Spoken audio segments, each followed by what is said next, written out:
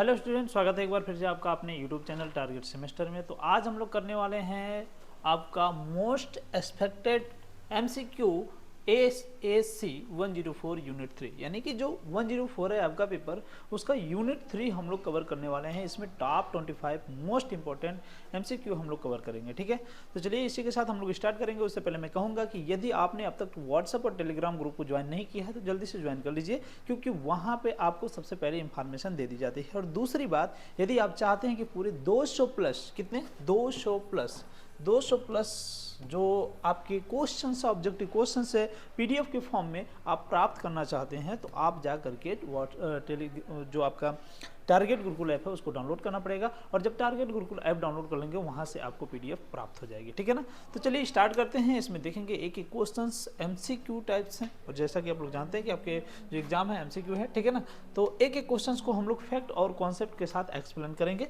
तो चलिए स्टार्ट करते हैं। यहाँ पे देख सकते हैं जो पहला क्वेश्चन है आपका, पहला क्वेश्चन, चलिए बढ़ जाते हैं थोड़ा सा ऊपर।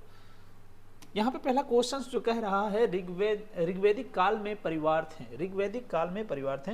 वैसे तो जो परिवार होता है समाज की एक प्रमुख इकाई होती है, फर्स्ट इकाई होती है। ठीक है, तो उसमें जो परिवार ऋग्वेदिक काल में जो परिवार थे किस तरीके के थे। ठीक है ना, इंग्लिश में भी देख लेते हैं, families in the Rigvedic period where. ठीक है, तो जो ऋग्वेदिक काल है उसमें जो सत्ता थी वो कैसी थी, पितृ सत्तात्मक थी कि मातृ सत्तात्मक थी। तो वहां पे आपका सही आंसर हो जाएगा पितृ सत्तात्मक थी, पितृ सत्तात्मक। ठीक है ना, और ये किस धर्म को डिनोट करती है, तो हिंदू धर्म को डिनोट करती है। ठीक है ना, जो हिंदू धर्म है उसमें आज भी वर्तमान समय में ही पितृ सत्तात्मक हमें देखने को मिलता है, यानी कि पिता लोगों का ज्यादा वैल्यू होता है, माता लोगों का वैल्यू कम होता है। ठीक है, यानी कि स्त्री की वैल्यू पुरुष की वैल्यू से काफी ज्यादा नीचे है, उसको केवल घर गृहस्थी तक सीमित कर दिया जाता है। और पुरुष की वैल्यू ऐसी मानी जाती है कि पूरी दुनिया में जो भी वर्चस्व जमाने का काम करेगा वो पुरुष करेगा। और यही आज वर्तमान समय में भी हमारे यहाँ लागू है, और ये तभी लागू था कब, ऋग्वैदिक काल में। ठीक है ना, ऋग्वैदिक काल में। ठीक है, ऐसा माना जाता है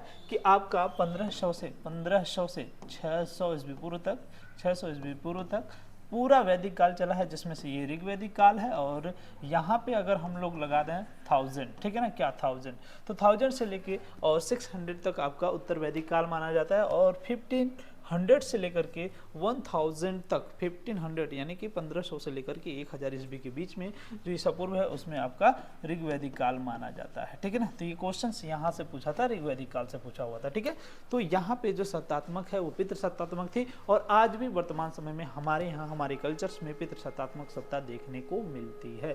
तो यहाँ तक ये हो गया। चलिए अब हम लोग बढ़ जाते हैं नेक्स्ट क्वेश्चन की तरफ। दूसरा क्वेश्चन आपका, कुशी दिन किसे कहा जाता है, हु वाज कॉल्ड कुशी दिन, हु वाज कॉल्ड कुशी दिन। कुशी दिन क्या होते थे, तो ये सूदखोर होते थे। आज के टाइम में जो ब्याज लेते हैं ना, आज के टाइम में जो ब्याज लेते हैं, आज वर्तमान समय में पैसे देते हैं उसका ब्याज वसूलते हैं, तो उस टाइम में उनको सूदखोर कहा जाता था। और आज भी सूद खाने का काम करते हैं कि नहीं करते हैं, तो उन्हीं को सूदखोर कहा जाता था। और ऋग्वैदिक काल में बहुत पहले इसका कॉन्सेप्ट दे दिया था, और आज वर्तमान समय में भी ये प्रचलन है, हर जगह प्रचलन है। ठीक है ना, तो ये है आपका कुशी दिन। कुशी दिन जो शब्द है, कुशी दिन शब्द का मतलब उस समय जो है सूदखोर को कुशी दिन कहा जाता था, यानी उसमें पैसा लेकर के जो ब्याज वसूलने का काम करता था उसे हम लोग कुशी दिन के नाम से जानते थे। ठीक है, तो ये हो गया आपका दूसरा क्वेश्चन। ठीक है, चलें अब हम लोग बढ़ जाते हैं नेक्स्ट क्वेश्चन की तरफ। तीसरा क्वेश्चन है यज्ञ वेदी की नाप, यज्ञ वेदी की नाप जो किस पुस्तक में दी गई है, in which book the measurements of the yajna vedi are given. यानी कि यज्ञ वेदी ये क्या है, एक प्रकार का माप है। क्वेश्चन से ही क्लियर हो गया कि ये एक प्रकार का यज्ञ वेदी एक प्रकार की माप जो की पुस्तक है। ठीक है ना, यज्ञ वेदी एक प्रकार की माप जो की पुस्तक है। इंग्लिश में भी आपका क्या हो गया, ये बुक है। ठीक है ना, किसकी बुक है, मेजरमेंट की बुक है। ठीक है ना, अब ये किस में दिया है, तो वो सूलु सूत्र में दिया हुआ, किसमें, सूलु सूत्र में है। ठीक है ना, सूलु सूत्र। अच्छा एक चीज और समझिए, सूलु सूत्र किससे संबंधित है, तो ये गणित से संबंधित है। ठीक है ना, गणित। ठीक है ना, और गणित के अंदर यदि जाएंगे, अगर मान लीजिए गणित ऑप्शन में नहीं रहा तो आप किसको टिक करेंगे, ज्यामिति को टिक करेंगे। किसको, ज्यामिति को। ठीक है, ये भी आपको याद रखना है। ओके, तो ये हो गया आपका ज्यामिति या फिर गणित, जो कुछ भी है आपको टिक करना है। ठीक है, अगर आपके ऑप्शन में गणित है तो आप पहले फर्स्ट रेफरेंस गणित को देंगे, अगर गणित नहीं है तो आप ज्यामिति को दे सकते हैं, क्योंकि मेजरमेंट करने का काम कर रहा है, नाप जोख करने का कार्य कह रहा है। तो ये भी आपको ध्यान में रखना है, मेजरमेंट का वर्क कर रहा है, ठीक है ना। ये पुस्तक है किससे संबंधित है, मेजरमेंट से, गणित से, ज्यामिति से, ठीक है। अगर गणित है तो आप गणित को पहले प्रेफरेंस देंगे, यानी कि उसको सही करेंगे, अगर नहीं है तो आप ज्यामिति को प्रेफरेंस दे सकते हैं, ठीक है ना। चलिए नेक्स्ट क्वेश्चन से आपका चौथा नंबर का क्वेश्चन कह रहा है गोपथ ब्राह्मण संबंधित है, गोपथ ब्राह्मण संबंधित है। यहाँ पे देख सकते हैं इंग्लिश में भी क्वेश्चन, गोपथ ब्राह्मण इज रिलेटेड टू, किससे संबंधित है भाई, गोपथ ब्राह्मण किससे संबंधित है, आपका सही आंसर हो जाएगा अथर्ववेद से, ठीक है ना। देखिए होता क्या है कि किसी भी वेद को हम लोग आसानी से नहीं समझ सकते, ठीक है। क्यों नहीं समझ सकते, क्योंकि वो संस्कृत लैंग्वेज में है, उसको समझने के लिए अलग अलग प्रकार के वेदांगों की आवश्यकता पड़ी, ब्राह्मण ग्रंथों की आवश्यकता पड़ी, ठीक है ना। 6 वेदांग है और उसके बाद ब्राह्मण ग्रंथ है, तो अलग अलग जो वेद थे इनके अलग अलग ब्राह्मण ग्रंथ है, जो कि मैंने कई बार कई लेक्चर्स में करवाया, आप मेरी पुरानी वीडियो उठा करके देखेंगे, वहाँ पे कई लेक्चर्स में मैंने इसके कौन कौन से ब्राह्मण ग्रंथ है कई बार बता दिया, ठीक है ना। तो जो अथर्ववेद का ब्राह्मण ग्रंथ है वो है आपका गोपथ ब्राह्मण, ठीक है ना, किसका, अथर्ववेद का, ठीक है। ये भी आपको याद रखना है, गोपथ ब्राह्मण किसका, अथर्ववेद का, सबसे लास्ट वाले का गोपथ है, ठीक है। चले अब हम लोग बढ़ जाते हैं नेक्स्ट क्वेश्चन की तरफ। नेक्स्ट जो क्वेश्चन है 5 नंबर का क्वेश्चन है, क्वेश्चन कह रहा है प्री हिस्टोरिक इंडिया किसकी कृति है, प्री हिस्टोरिक इंडिया किसकी कृति है। और यहाँ पे देख सकते हैं हु वर्क, यहाँ पे रिटर्न आप लोग कह सकते हैं यहाँ पे प्री हिस्टोरिक इंडिया, ठीक है ना, किसने लिखा था, किसने लिखा था या फिर किसकी कृति है, कृति का मतलब लिखा था, लिखा गया था, और वहाँ पे आप रिटर्न डाल सकते हैं, ठीक है ना। तो मतलब जो ये पुस्तक है, पुस्तक का नाम है प्री हिस्टोरिक का इंडिया, ठीक है ना, हिस्टोरिक इंडिया, ठीक है ना। तो ये किसकी पुस्तक है, आपका सही आंसर हो जाएगा स्टुअर्ट पिगॉट, ठीक है ना। अच्छा एक चीज आप समझिए, स्टुअर्ट पिगॉट ही महोदय हैं जिन्होंने सिंधु घाटी सभ्यता में घाटी सभ्यता, ठीक है ना, जो सिंधु घाटी सभ्यता है इसमें कहा था कि जो मोहनजोदड़ो है और जो हड़प्पा है, ये दोनों के दोनों सिंधु घाटी सभ्यता की जुड़वा राजधानी है। ये कथन पिगॉट महोदय का, स्टुअर्ट पिगॉट महोदय का है, और इन्होंने ही प्री हिस्टोरिक इंडिया नामक पुस्तक भी लिखी है, ये भी आपको याद रखना है, ठीक है ना। चलिए अब हम लोग बढ़ जाते हैं नेक्स्ट क्वेश्चन की तरफ। नेक्स्ट क्वेश्चन कह रहा है आपका उपनिषद किसकी पुस्तकें हैं, या फिर उपनिषद पुस्तकें हैं किसके हैं भाई, तो ये धर्म की पुस्तकें हैं, यानी कि इसमें धर्म के बारे में लिखा गया, किसके बारे में लिखा गया, धर्म के बारे में लिखा गया। अब यहाँ पे एक चीज और आपको समझने की आवश्यकता है, ये जो उपनिषद है ना, उपनिषद का मतलब ये होता है कि गुरु जी बैठ करके शिक्षा देंगे और चेला लोग उसको ग्रहण करेंगे, ठीक है ना। ये पद्धति उस समय डेवलप हुई थी, ठीक है ना।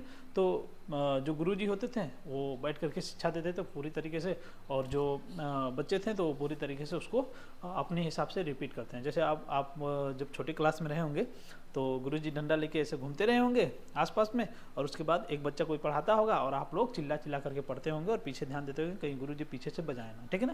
तो ये उस समय का कंडीशन था, ठीक है ना। उस समय हालांकि ऐसे गुरु जी बजाते नहीं थे, बल्कि गुरु जी बैठ करके पाठ पढ़ते थे और बच्चे उसको फिर रिविजन करते थे, और ऐसा माना जाता था कि जब ये पाठ ऐसा होता था तो टर टर की आवाज़, जैसे मेघ जो होते हैं टर टर प्रॉपर करते रहते हैं, उसी प्रकार ये फील होता था उस समय के समय में, ठीक है ना। तो ये उपनिषद है, ठीक है ना, उपनिषद, ठीक है। चलो आगे बढ़ जाते हैं। उपनिषद जो पुस्तकें हैं ये धर्म से संबंधित है, इसको आप याद रखेंगे। नेक्स्ट क्वेश्चन है आपका ऋग्वैदिक संस्कृति का काल किसे माना जाता है, which period is the considered to be the periods of Vedic cultures, ठीक है ना। तो जो ऋग्वैदिक की संस्कृति है आपका सही आंसर हो जाएगा 1500 ईस्वी पूर्व से 1000 ईस्वी पूर्व तक, 1500 ईस्वी पूर्व से 1000 ईस्वी पूर्व के बीच में जो है ऋग्वैदिक की स्थिति है। और यहीं से अगर हम लोग बात करें 1000 से 600 ईस्वी के बीच में, तो ये आपका उत्तर वैदिक हो जाएगा। क्या हो जाएगा, उत्तर वैदिक, ठीक है। ये भी आपको याद रखना, उत्तर वैदिक ये हो जाएगा, ठीक है। अब हम बढ़ जाते हैं नेक्स्ट क्वेश्चन की तरफ। इस क्वेश्चन को मैंने ऑलरेडी एक्सप्लेन कर दिया है इंग्लिश में और हिंदी में, ये आपका यहाँ पे सही आंसर हो जाएगा, और ये हो जाएगा आपका उत्तर वैदिक का मतलब हो जाएगा आपका बाद का समय, ठीक है ना, बाद का समय, ठीक है। तो नेक्स्ट क्वेश्चन की तरफ बढ़ जाते हैं। नेक्स्ट क्वेश्चन कह रहा है कि उत्तर वैदिक संस्कृति का काल किसे माना जाता है। देखिए नीचे क्वेश्चन भी आ गया, आपका बी ऑप्शन सही हो जाएगा, ठीक है ना, आपका बी ऑप्शन सही हो जाएगा। Which period of the consider to be the periods of later Vedic cultures, ठीक है ना, ये लेटर वैदिक कल्चर्स है, लेटर वैदिक कल्चर्स। तो आपका 1000 से 600 ईस्वी पूर्व तक, ठीक है ना। ये दोनों के दोनों क्वेश्चन आपको याद रखना है, पहले ही क्वेश्चन में मैंने इसका एक्सप्लेनेशन कर दिया था, ठीक है। चलिए अब आगे बढ़ जाए। 9 नंबर का क्वेश्चन है। 9 नंबर का क्वेश्चन कह रहा है आर्य शब्द का शाब्दिक अर्थ क्या होता है।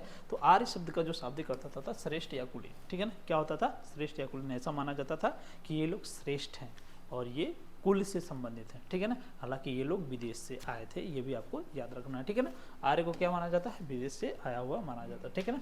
चलिए अब इंग्लिश में भी देख लेते हैं। What is the literal meanings of the words Arya, ठीक है ना। तो आपका सही आंसर यहाँ पे हो जाएगा ऑप्शन नंबर बी, बेस्ट और नोबल्स, ठीक है ना। मतलब ये वेस्ट यानी श्रेष्ठ होंगे और नोबल मतलब कुलीन होंगे, ठीक है ना। चलिए आगे बढ़ जाते हैं नेक्स्ट क्वेश्चन की तरफ। 10 नंबर का क्वेश्चन है। क्वेश्चन कह रहा है कि प्रारंभिक आर्यों के बारे में निम्न कथनों में से कौन सा सही नहीं है। सही नहीं है बताना है, सही नहीं बताना है, ठीक है ना। ध्यान दीजिए, क्वेश्चन कह रहा है नहीं है। वे संस्कृत बोलते थे जी, वे संस्कृत बोलते थे। आर्य जो लोग थे उनकी जो प्रिय भाषा थी वो संस्कृत थी, ठीक है ना। दूसरा, वे घुड़सवारी किया करते थे। यस, घुड़सवारी का कार्य वो सब किया करते थे। वे मुख्यतः नगरों में निवास करते थे। नहीं। वे कई झुंडों में भारत में आए थे। ठीक है जी। अब देखिए यहाँ से क्लियर हो गया कि वो सब भारत में आए थे। भारत में आए थे मतलब आर्य विदेशी थे और भारत में आए थे और वे मुख्यतः नगरों में निवास करते थे। ये गलत है, क्योंकि उससे पहले जो वैदिक सभ्यता है उससे पहले, देखिए एक बात मैं बता दूं कि जब तक सिंधु घाटी सभ्यता की खोज नहीं हुई थी उसके पहले माना जाता है कि जो वैदिक संस्कृति है यही सबसे पुरानी संस्कृति है। लेकिन बाद में पता चला कि ये सबसे पुरानी संस्कृति नहीं है, बल्कि सिंधु घाटी सभ्यता भी भारत की सबसे पहली और पुरानी सभ्यता थी, और वो भी नगरीय सभ्यता थी। कैसी सभ्यता थी? नगरी। लेकिन जो आर्य लोगों की संस्था थी ये ग्रामीण सभ्यता थी। कैसी सभ्यता थी? ग्रामीण सभ्यता थी, ठीक है ना। चलिए, which of the following statement about the early Aryans correct? Not there, ठीक है ना। तो आपका सही आंसर यहाँ पे हो जाएगा ऑप्शन नंबर सी, ठीक है ना। दे मेनली लिव्ड इन सिटीज, ये गलत है। वो शहरों में नहीं रहते थे बल्कि गाँव में रहा करते थे। कहाँ पे रहा करते थे? गाँव में रहा करते थे, ठीक है। चलिए अब आगे बढ़ जाते हैं नेक्स्ट क्वेश्चन की तरफ। नेक्स्ट जो क्वेश्चन है आपका 11 नंबर का क्वेश्चन है। क्वेश्चन कह रहा है इनमें से किस फसल का ज्ञान वैदिक काल में नहीं था? Which of this crops was not known in the वैदिक पीरियड्स, ठीक है ना। तो आपका सही आंसर हो जाएगा option number D. Option number D इसलिए सही हो जाएगा क्योंकि वैदिक काल में, वैदिक टाइम में किसी भी प्रकार के तंबाकू का ज्ञान नहीं था। तो ये तीनों ऑप्शंस आपके सही हो जाएंगे, क्योंकि ये गेहूं की भी जानकारी थी, चावल की भी जानकारी थी, जौ की भी जानकारी थी, बस तंबाकू की जानकारी नहीं थी, ठीक है ना। ऑप्शन नंबर डी आपका सही हो जाएगा, तंबाकू, ठीक है ना। चले अब आगे बढ़ जाते हैं नेक्स्ट क्वेश्चन की तरफ। उत्तर वैदिक काल में वेद विरोधी और ब्राह्मण विरोधी धार्मिक अध्यापकों को किस नाम से जाना जाता था? बाय व्हाट नाम आज the anti Vedic and anti Brahmin religions teachers are known later वैदिक पीरियड नॉन, ठीक है ना। तो आपका सही आंसर हो जाएगा उस समय भ्रमण के नाम से जाना जाता था उसको। किसको नाम से? भ्रमण के नाम से। Option number B tours, turn मतलब घूमना फिरना, 3-5 करना, तो ये माना जाता था उस समय, ठीक है ना। तो भ्रमण के नाम से उस समय जाना जाता था, ठीक है। चलिए नेक्स्ट क्वेश्चन की तरफ बढ़ जाते हैं। 12 नंबर का क्वेश्चन है। 13 नंबर का क्वेश्चन है। 12 नंबर का क्वेश्चन खत्म हो गया। 13 नंबर का जो क्वेश्चन है, क्वेश्चन कह रहा है कि वैदिक गणित का महत्वपूर्ण अंग है in which an important parts of वैदिक मैथमेटिक्स। तो आपका सही आंसर हो जाएगा शूल्व सूत्र। शूल्व सूत्र जो है आपका सही आंसर हो जाएगा। और इस क्वेश्चन का चर्चा मैंने ऑलरेडी पहले कर दी है गणित और ज्यामिति को लेकर के, ठीक है ना। चलें, तो यही वही पुस्तक है जिसमें पहले फर्स्ट नंबर पे हम गणित को रखेंगे, लेकिन अगर गणित ऑप्शन में नहीं है तो आप ज्यामिति को रख सकते हैं, ठीक है ना। Option number D, option number C यहाँ पे सही हो जाएगा। Which is an important parts of वैदिक मैथमेटिक्स। तो आपका सही आंसर हो जाएगा शूल्व सूत्र, ठीक है ना। चलें नेक्स्ट क्वेश्चन की तरफ बढ़ जाते हैं। नेक्स्ट क्वेश्चन से आपका 14 नंबर का क्वेश्चन है। 14 नंबर का क्वेश्चन कह रहा है किस वेद में प्राचीन वैदिक की संस्कृति के बारे में सूचना दी गई है? प्राचीन वैदिक बारे में, ठीक है ना, प्राचीन वैदिक संस्कृति के बारे में। तो सबसे प्राचीन हमारा वेद है, ठीक है ना। वेद में ही सारी चीजें जानकारी दी होंगी, ठीक है ना। वेद 4 प्रकार के, ऋग्वेद, सामवेद, यजुर्वेद, अथर्ववेद, ठीक है ना। तो यह है सबसे पुरानी क्या है? ऋग्वेद, ठीक है ना। सबसे बड़ी और सबसे पुरानी भी मानी जाती है, ठीक है ना। तो ये इसी में सारी चीजें दी हुई हैं, ठीक है ना। और इसमें एक अपुरुष, ठीक है ना। अपुरुष का मतलब क्या होता है कि एक ऐसे ब्रह्म पुरुष की कल्पना की गई है जिससे वर्ड का निर्धारण हुआ है, जाति का नहीं, वर्ड का, और फिर वही वर्ड धीरे धीरे जाति में डिवाइड होती चली, ठीक है ना। चलो आगे बढ़ जाते हैं नेक्स्ट क्वेश्चन की तरफ। 15 नंबर का क्वेश्चन है। अच्छा, ये आप देख सकते हैं इन विच वेदा इंफॉर्मेशन अबाउट एशियंट वैदिक कल्चर्स इज गिवन, ठीक है ना। तो एशियंट वैदिक कल्चर्स जो है वो किस में दिया हुआ है, तो आपका सही आंसर हो जाएगा द ऋग्वेद, ठीक है ना। चलिए नेक्स्ट क्वेश्चन की तरफ बढ़ जाते हैं। 15 नंबर का क्वेश्चन है, निम्नलिखित में से उत्तर वैदिक काल में लिखे गए ग्रंथों का सही क्रम कौन सा है। In which of the following is correct order of the text written in the later वैदिक पीरियड, ठीक है ना। लेटर वैदिक पीरियड की बात कर रहा है। आपका सही आंसर ऑप्शन नंबर ए, वेद, ब्राह्मण, आरण्यक और उपनिषद, यही 4 क्रम है और यही सही है, ठीक है। सबसे पहले वेद, उसके बाद आरण्यक, फिर उसके ब्राह्मण, उसके बाद आरण्यक और उसके बाद उपनिषद। और एक चीज़ मैं बता दूं कि वेद के बाद यदि महत्वपूर्ण, सबसे महत्वपूर्ण कोई ग्रंथ को माना जाता है तो माना जाता है शतपथ ब्राह्मण, शतपथ ब्राह्मण को, ठीक है ना। ये एक प्रकार का क्या है, एक प्रकार का ग्रंथ है। और ये किसका ब्राह्मण ग्रंथ है, तो यजुर्वेद का ब्राह्मण ग्रंथ है। लेकिन ऋग्वेद के बाद सबसे इंपॉर्टेंट किताब इसी को माना जाता है, सबसे इंपॉर्टेंट मतलब ऐसा माना जाता है कि सबसे प्रामाणिक पहले ऋग्वेद है, ऋग्वेद के बाद ये जो शतपथ ब्राह्मण है ये सबसे प्रामाणिक ग्रंथ है, ठीक है ना। चलिए अब नेक्स्ट क्वेश्चन की तरफ बढ़ जाते हैं। नेक्स्ट क्वेश्चन आपका 16 नंबर का क्वेश्चन कह रहा है वेदों की संख्या कितनी है, तो वेदों की संख्या 4 है। मैंने कई बार क्वेश्चन को सॉल्व कराया है। चार, ठीक है ना। कौन कौन से, ऋग्वेद, सामवेद, यजुर्वेद और अथर्ववेद, ये चारों के चारों आपको याद रखना, ठीक है ना। ऋग्वेद, सामवेद, यजुर्वेद और अथर्ववेद, ठीक है। चलिए नेक्स्ट क्वेश्चन की तरफ बढ़ जाते हैं। 17 नंबर का क्वेश्चन है। क्वेश्चन कह रहा है भारत के राज चिन्ह में प्रयुक्त होने वाले शब्द सत्यमेव जयते किस उस उपनिषद से लिया गया है। From which Upanishad are the word Satyameva Jayate used in the courts of arms of the India taken, ठीक है ना। तो आपका सही आंसर हो जाएगा option number A, Mundakopanishad, the Mundaka Upanishad, ठीक है ना।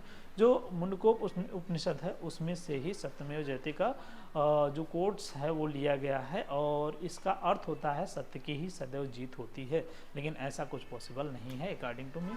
अब आपकी क्या धारणा है वो आप बताइएगा कमेंट करके, लेकिन हमें नहीं लगता कि सत्य की जीत होती है। वो सत्यता ये है कि गलत करते हैं लेकिन पता नहीं गलत का फल मिलता है भी है या नहीं है, थोड़ा सा मुझे कन्फ्यूजन है, ठीक है। चलिए देखते हैं आगे नेक्स्ट क्वेश्चन की तरफ। ऋग्वैदिक आर्यों का मुख्य व्यवसाय क्या था, पशुपालन था। क्यों पशुपालन था, क्योंकि ये लोग जो एनिमल हस्बेंड्री का कार्य करते थे और इन लोगों के पास जो गाय थी, गाय की बहुत महत्व हुआ करती थी। अधन्या इसको बोला जाता था, अघन्या शब्द इसको दिया गया था उस समय। मतलब गाय को गाय न कह करके क्या कहा जाता था, अघन्या कहा जाता था उसको। और इसका इतना ज़्यादा महत्व था इसका कि अगर 2 राजाओं के बीच में युद्ध होता था तो ऐसा माना जाता था कि इसका कुछ न कुछ कारण है। तो वो कारण ये है कि ये गाय के लिए युद्ध हो रहा होगा, ठीक है ना, गाय के लिए युद्ध हो रहा होगा। और वहाँ तक ऐसी सिचुएशंस थी उस समय, गाय का इतना महत्व था कि 2 राजाओं के बीच का युद्ध गाय के आकलन से लगाया जाता था। और जो राजा की वैल्यू होती थी, जो संपत्ति होती थी, वो गाय से ही अंदाज़ा लगाया जाता था कि राजा के पास कितनी संपत्ति थी, ठीक है ना। तो ये दोनों फैक्टर्स ऐसे बताते हैं जो गाय को बहुत इंपॉर्टेंट बना देते हैं उस समय उस कल्चर, ठीक है ना। चलें आगे बढ़ जाते हैं नेक्स्ट क्वेश्चन की तरफ। 18 नंबर का क्वेश्चन कंप्लीट हो गया। 19 नंबर के क्वेश्चन पर पहुँच जाते हैं। क्वेश्चन से आपका पुराणों की संख्या कितनी है, तो आपका सही आंसर हो जाएगा 18 पुराण है। और इसमें से देखिए सबसे जो महत्वपूर्ण पुराण है वो हो जाएगा आपका अग्नि पुराण, ठीक है ना, अग्नि पुराण। और इसका सांस्कृतिक रूप से बहुत ज़्यादा महत्व है। ये क्वेश्चन एग्जाम में पूछा हुआ है इसलिए हमने बता दिया। और एक चीज़ आप कमेंट करके बताइएगा कि इस जो पुराण है, पुराण को लिखने का कार्य किसने किया था, एक बार कमेंट करके आप बताइएगा जरूर। इसके पहले वाली वीडियो में हमने ये क्वेश्चन का आंसर दिया है, ठीक है ना। चलिए अब देखिए यहाँ पे शुल्क सूत्र, यहाँ पे देखिए शुल्व सूत्र होना चाहिए, ठीक है ना। शुल्व सूत्र किस विषय से संबंधित पुस्तक है, ठीक है ना। तो यहाँ पे ज्यामिति सही किया है, लेकिन आपको ज्यामिति नहीं गणित को प्रेफरेंस करना है। मैंने कहा कि जब ये दोनों ऑप्शंस मिलेंगे तो आप गणित पे ध्यान देंगे, लेकिन अगर ये दोनों ऑप्शंस में सिर्फ एक ऑप्शंस हो तो फिर आप चूज करेंगे किसको, ज्यामिति को। मान लीजिए ज्यामिति नहीं है, गणित दिया हुआ है, ठीक है ना, तो आप गणित को चेक कर देना। और ज्यामिति और गणित दोनों दिया हुआ, तो आप गणित को प्रेफरेंस देंगे ना कि ज्यामिति को। इस बात को आपको ध्यान में रखना है, ज्यामिति से पहले गणित है, गणित में ज्यामिति आ जाता है। तो अगर ये शुल्क सूत्र के बारे में बात कर रहा है तो पहले आप गणित को प्रेफरेंस देंगे, यानी कि गणित को वैल्यू देंगे। अगर गणित ऑप्शन में नहीं है तब आप ज्यामिति को वैल्यू दे सकते हैं, उसको सही कर सकते हैं, ठीक है ना। चलें अब हम लोग बढ़ जाते हैं नेक्स्ट क्वेश्चन की तरफ। नेक्स्ट जो क्वेश्चन है 21 नंबर का क्वेश्चन है। क्वेश्चन कह रहा है कि वैदिक धर्म का मुख्य लक्षण इनमें से किसकी उपासना था। तो वैदिक धर्म का जो मुख्य लक्षण है वो पशुपति नहीं बल्कि प्रकृति की उपासना है। मतलब उस समय भगवान की कोई कल्पना ही नहीं थी, मतलब भगवान कोई थे ही नहीं। ऐसा माना जाता है कि प्रकृति उस समय थी और प्रकृति से ही सब कुछ चल रहा है और भगवान जैसी कोई कल्पना उत्पन्न नहीं हुई थी उस समय। ये तो बाद में धीरे धीरे भगवान जैसी कल्पना धीरे धीरे उत्पन्न होने लगी, ठीक है ना। तो आपका सही आंसर ऑप्शन नंबर ए हो जाएगा यहाँ पे, नेचर प्रकृति, ठीक है ना, प्रकृति नेचर, ठीक है। चलिए अब हम लोग बढ़ जाते हैं नेक्स्ट क्वेश्चन की तरफ। नेक्स्ट क्वेश्चन से आपका अस्मो मा सदगम्यम, ठीक है ना, अस्मो मा सदगम्यम, ऑप्शन नंबर ए सही हो जाएगा ऋग्वेद, ऑप्शन नंबर ए सही हो जाएगा ऋग्वेद, ठीक है ना। ये कहाँ से लिया गया है, ऋग्वेद से लिया गया है अस्मो मा सदगम्यम। इंग्लिश में देख लेते हैं एक बार, वेयर इज द अस्मो मा सदगम्यम टेकन फ्रॉम। अच्छा, इस क्वेश्चन को मैंने इंग्लिश में नहीं बताया। द मेन फीचर्स ऑफ वैदिक religions was the worship of which of the followings, ठीक है ना। तो आपका सही आंसर यहाँ पे नेचर्स हो जाएगा, ठीक है, और यहाँ पे आपका सही आंसर हो जाएगा ऋग्वेद, ठीक है ना। चलिए तो 22 नंबर का ऑप्शन नंबर ए सही हो जाएगा, ठीक है। चलिए नेक्स्ट क्वेश्चन की तरफ बढ़ जाते हैं। नेक्स्ट क्वेश्चन से 23 नंबर का क्वेश्चन, और क्वेश्चन कह रहा है कि आर्य भारत से आए और सर्वप्रथम कहाँ पर बसे। आर्य भारत से आए नहीं बल्कि आर्य भारत में आए, भारत में आए, ठीक है ना। और कहाँ से आए, तो ये ऐसा माना जाता है मध्य एशिया से आए और आकर के सबसे पहले कहाँ पे बसे थे, ये पंजाब में बसे थे, ठीक है ना। कहाँ पे बसे थे, पंजाब में, इन पंजाब, ठीक है ना। Where did the Aryans come from India, ठीक है ना, इंडिया से नहीं आए थे, कम इन इंडिया, ठीक है, इंडिया में आए थे, ठीक है ना। तो आपका सही आंसर हो जाएगा यहाँ पे ऑप्शन नंबर सी, इन पंजाब, ठीक है ना। चलिए नेक्स्ट क्वेश्चन से आपका देखिए, क्वेश्चन कह रहा है सूची 1 को सूची 2 से मिलाइए। इधर वेद है और इधर यज्ञकर्ता, मतलब उसको पाठ करने वाले। तो जो ऋग्वेद है उसको पढ़ने वाले होत्रु कहलाते थे, और इसको और इसको और इसको, ठीक है ना। तो ए का 1, बी का 2, सी का 3 और डी का 4। तो ऑप्शन नंबर ए आपका यहाँ पे सही हो जाएगा, ठीक है ना। यानी कि ये सीधा सीधा मिला हुआ है। ऋग्वेद को पढ़ने वाले होत्रु या होत्री कहलाते थे, होता या होत्री। यजुर्वेद को पढ़ने वाले अर्धयु कहलाते थे, सामवेद को पढ़ने वाले उद्गाता या उद्गृत, और अथर्ववेद को पढ़ने वाले ब्राह्मण कहलाते थे, ठीक है ना। तो ये आपका सही आंसर ऑप्शन नंबर ए सही हो जाएगा। ए का 1, बी का 2, सी का 3 और डी का 4, ठीक है ना। चलिए अब हम लोग बढ़ जाते हैं नेक्स्ट क्वेश्चन की तरफ। नेक्स्ट क्वेश्चन है 25 नंबर का क्वेश्चन, ठीक है ना। 25 नंबर का क्वेश्चन है। क्वेश्चन कह रहा है कि वेदों को अपौरुषेय क्यों कहा गया है। अपौरुषेय क्यों कहा गया है, क्योंकि वेदों की रचना देवता द्वारा की गई है। ऐसा माना जाता है कि वेदों की रचना मनुष्य द्वारा नहीं की गई है बल्कि देवताओं के द्वारा की गई है, इसीलिए वेदों को अपौरुषेय माना जाता है, ठीक है ना। तो ये टॉप 25 क्वेश्चन आपके कंप्लीट हुए हैं। यहाँ से एग्जाम में क्वेश्चन 100% फंसने के चांसेस होते हैं। यदि आपको चाहिए तो 200 प्लस ऑब्जेक्टिव क्वेश्चंस एग्जाम के दृष्टिकोण से, ठीक है, सटीक, ठीक है, तो आपको टारगेट गुरुकुल ऐप को डाउनलोड करना पड़ेगा, ठीक है। वहाँ से आपको 200 प्लस की PDF मिल जाएगी। और आज के लिए सिर्फ इतना ही, मिलते हैं नेक्स्ट वीडियो में। तब तक के लिए करते रहिए तैयारी, मस्त रहिए, टाटा बाय बाय।